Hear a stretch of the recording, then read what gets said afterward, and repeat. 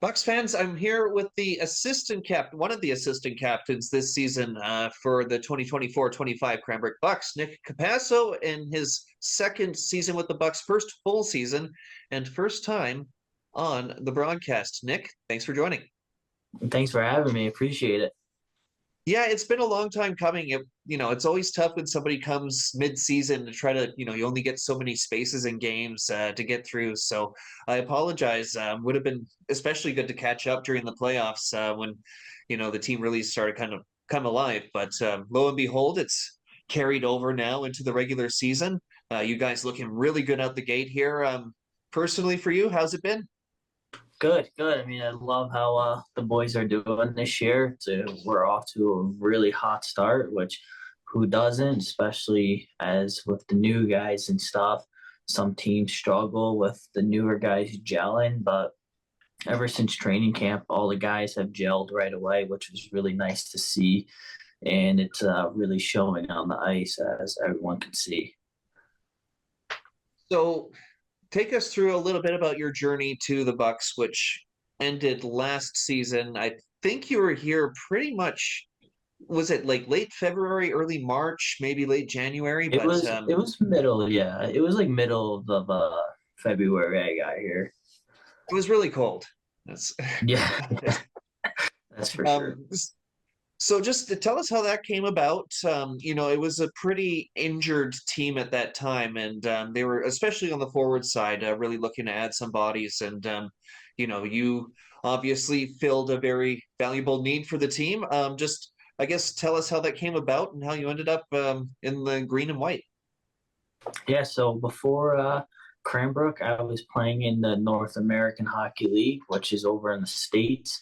I was in Colorado, so I was in the Null South Division over there, and we were actually it was the night before we were getting ready to go travel to New Mexico.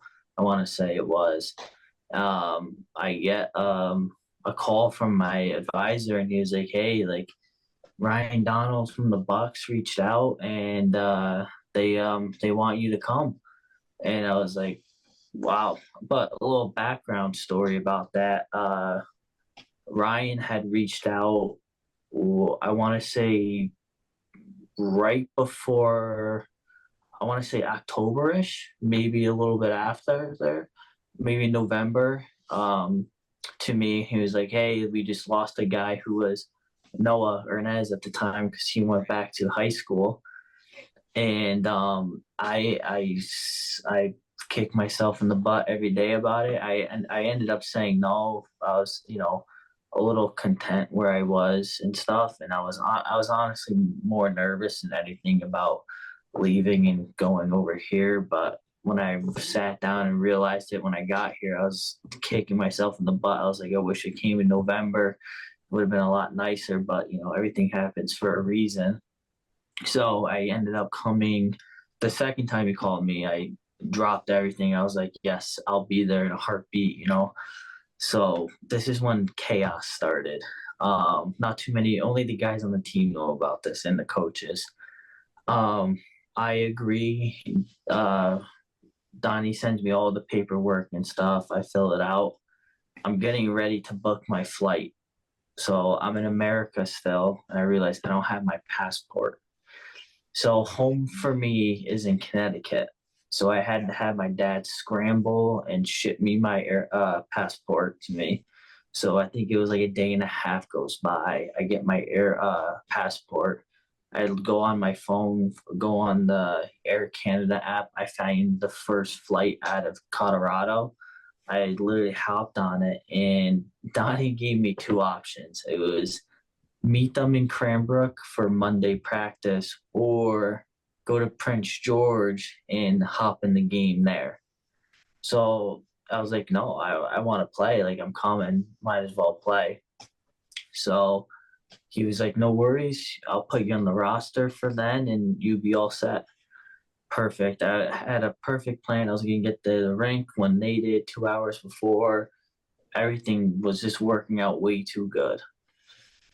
So I get to Denver Airport. I'm settling down. I hop on the flight. going back and forth with Donnie, and then out of nowhere, the plane just stops on the runway. It is an absolute blizzard in Denver, and the captain comes on. It was like, hey, like we're gonna be held up for an hour here. So I'm in panic mode because I flew from Denver to Vancouver, Vancouver to Prince George. And I'm like, wow, like I also only had 30 minutes between connecting flights. Right. Yeah. So Yeah. I'm like, wow, I'm gonna miss my flight. So I told the flight attendant, they're like, no worries, they'll put you on a new one. And I was still gonna get to the rink an hour before the game. So I was like, all right, I can calm down a little bit. We end up taking off an hour later out of Denver. I get to Vancouver, and like when I tell you, I was sprinting to my flight, the connecting one. Like like I ran through customs because they held me up there because I'm an American. And I was like, listen, guys, like you gotta let me through. Like I play for the Bucks now. Like we have a game in less than an hour. Like you gotta let me through. Got really lucky there. They let me right through. I ran, and my original flight, connecting flight, was still there. So I'm like, oh my God, I'm getting on my original flight. So I'm texting Donnie back, like, hey, like, change of plans. I made the flight. They ended up selling my ticket for my connecting flight because they knew I was going to miss it, and I ended up making it. So I'm going back and forth with the lady at the counter, like, hey, like, I'm supposed to be on this flight, and you guys got rid of my ticket. Like, so they ended up not letting me on that flight either. I get to I finally get to Prince George. I'm waiting for my gear to come out. This random lady sees me with my hockey gear, and she's like, "Hey, like, like where are you going?" I go, "Oh, I'm now playing the BCHL." And she was like, "Oh, let me give you a ride to the rink. I don't live too far from there." I'm like, "Oh, no, no, no, thank you." Like, random lady, like, thank you, I really appreciate it, but like, I'll Mhm. take a taxi. Don't worry. And she was very persistent. She was like, "No, no, no, I want to take you. This is exciting." So here I am in Prince George getting in a car with a random lady, throwing my gear in. She's just chatting, and I'm just like, please take me to the rink. Like, I'm a little nervous in the car here, like, random Mhm. lady, Prince George. Like, it's just funny scenario. And then I end up getting to the game with the third period, like 15 minutes left in the game. And the trainer comes over, which was JJ at the time. Yeah. He comes running over with me, and he was like, "Hey, like, what do you want to do here?" I go, I mean, totally up to Donnie. Like, now there's like 10 minutes left in the game. Like, I still got to get dressed.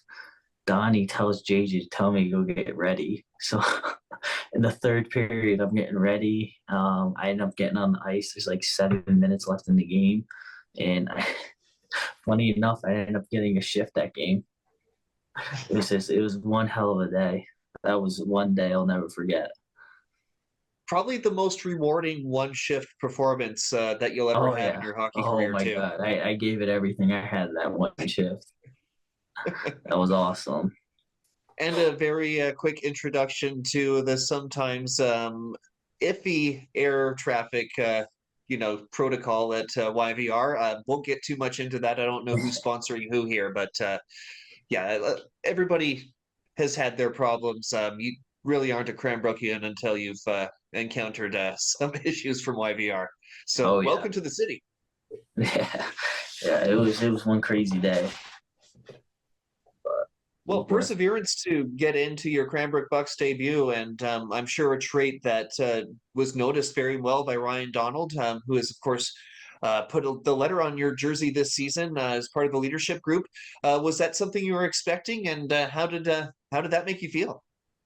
I didn't I wasn't expecting it, to be honest with you. No, I ended up at the period I had last year. I had gotten along with a lot of the guys, and especially with the guys who came back, we were all really tight. And I I mean, I had a letter in the North American League as a rookie, so that was nice too. And I don't know. I may not be the best player on the ice, most skilled player, but I make sure I have everybody's back. That's my main goal. I'll put you in front of me any day of the week.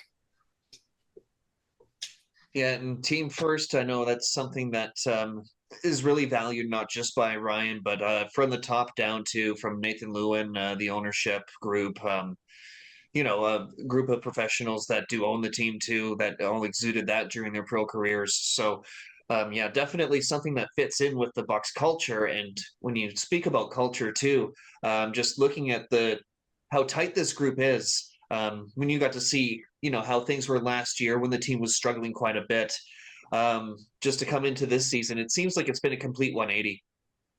Yeah, yeah. They did an awesome job recruiting. Um, I mean, between the players that they picked out with how skillful they are, and plus all the new guys and all the returning guys are just awesome guys. Like, I just super tight knit group, and especially on the road trip we had. Like, road trips are the best thing for a team, in my opinion. I mean, you're living with not your roommate, or if you live alone, you're living with someone. So it's road trips are awesome for us to get closer. Yeah, and you just got through probably the biggest trip you have this season, if not one of them, and with one of the premier BCHL events, the showcase. Your first go at the showcase. So, what was it like? Auditioning in front of bounty of scouts on an AHL rink. That had to be pretty cool. Yeah, it was awesome. I hope other guys are like it. Where when you're on the ice, it's just you and your teammates versus the other team. You don't really look up and see, oh, look, there's 70 scouts watching us right now. And it showed, especially like with the streak that we had going. um we all put that, who's watching, who's there, who's this, who's that, like we all put that behind us, and the win was more important than anything for us. And you also mentioned there too just how road trips make a team tight. Talked to Shane Baker a little bit earlier, and he mentioned a bit of a New England connection with you and Pat Murphy. So Yep. just tell us a little bit about that. Is that kind of a budding bromance? It is we don't really get to experience the landscape that you guys have out here. So we always make jokes amongst each other because we have the ocean where we are. We always like to spark up the debate between the Canadians and us, like what's better, the mountains or the ocean. So it's funny. We like to stir the pot with everybody, but it is nice. We're all within an hour of each other, so which is really nice, especially during the summer and stuff.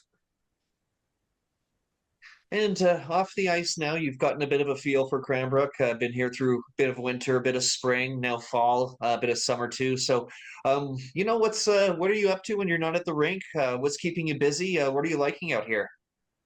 Um, what's there not to do? Before the weather started getting a little iffy, we had a pretty decent sized group of us. We rounded up some mountain bikes, and we were mounting up the mountain. Um, we were biking around all across. I think one day we did like 15 miles, like crazy, like through up and down the mountain on the street. Um, but I'm very, very lucky to be living with my roommate Blake, because Blake's from Vancouver, so he kind of gets it a little bit out here.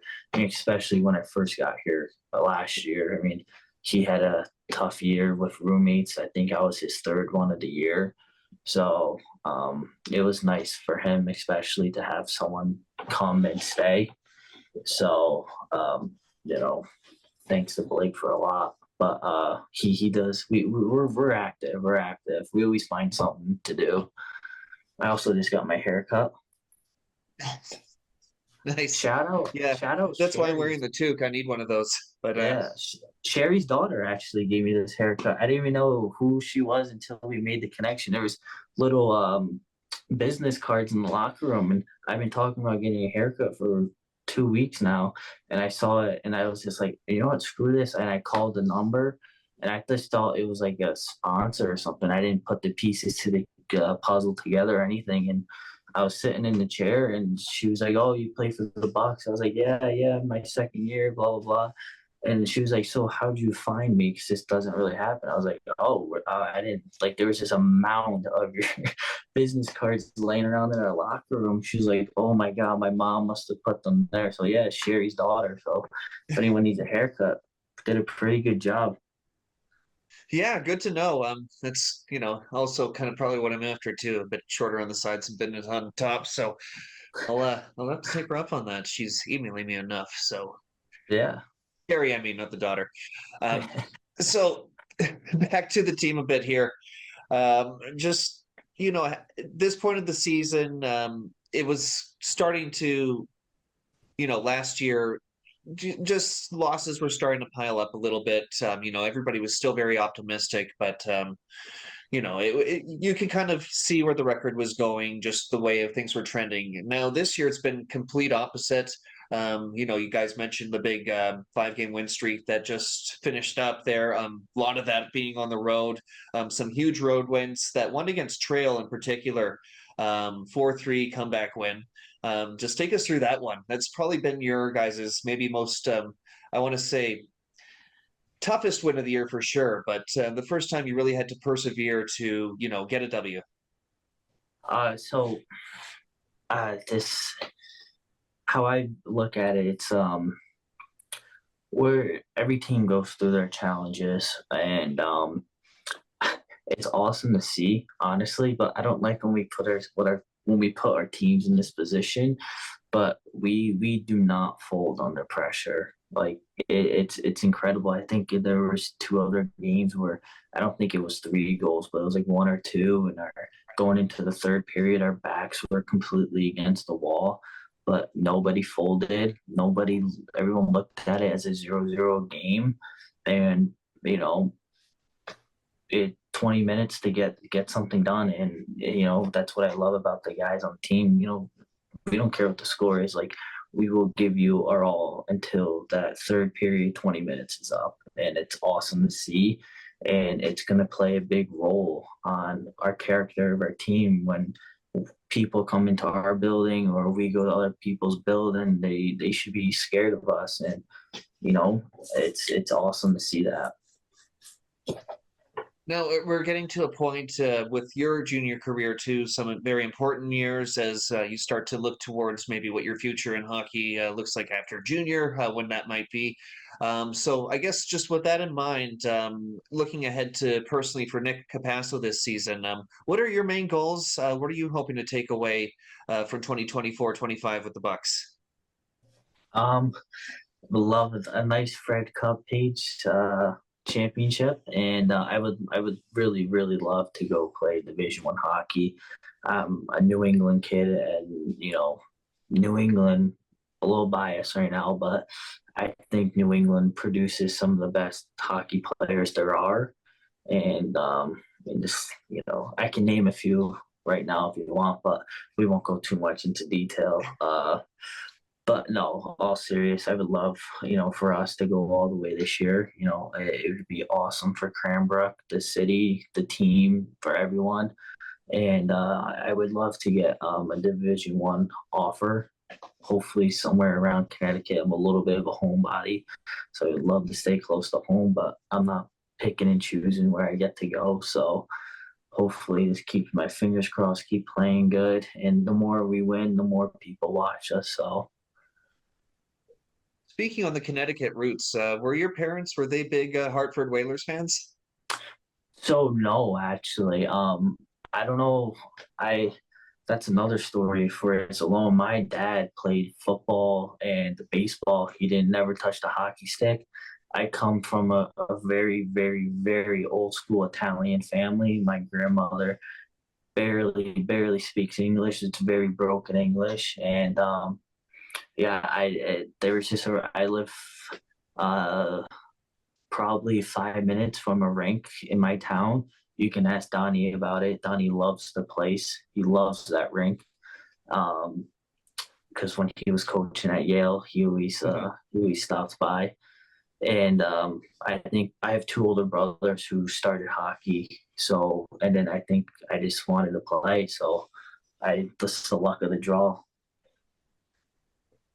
All right. Well, got a big weekend ahead, so I start to wind the interviews down around this point. Before I let you out here, um, this is going out to some of the Bucks fans, like I said through the podcast, on the Bucks Insider, Flow Hockey as well. Any messages for the Cranbrook Bucks fans that might be watching you right now? I just want to thank you guys for all your support and keep supporting us. We'll keep on doing our job on the ice, keep bringing you guys wins and more reasons to come watch us win. There you go, number 7, Nick Capasso from your Cranbrook Bucks.